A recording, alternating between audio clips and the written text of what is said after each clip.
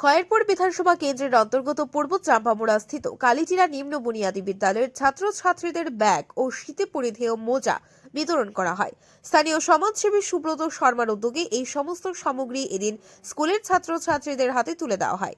গ্রামীণ এলাকার ছাত্রছাত্রীদের অধিকাংশই গরিব শ্রেণীর। সে ধরনের সহায়তা পেয়ে তারা খুবই খুশি। আগামী দিনে শিক্ষার জন্য তারা অনুপ্রাণিত হবে বলে জানান স্কুলের প্রধান শিক্ষক।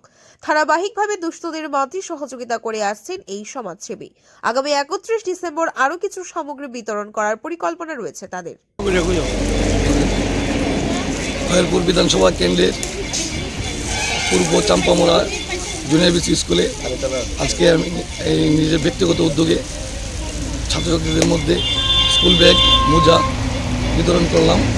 আগেও শ্যানপাড়াতে কম্বল দিয়েছিলাম, তারপর পশ্চিম নবাবাদী এলাকায় অঙ্গনওয়াড়ি স্কুলে কাঠপেন্সিল বক্স ইত্যাদি সামগ্রী বিতরণ করেছি।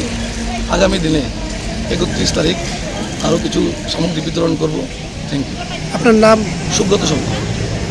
Bureau report, Tripura news 8।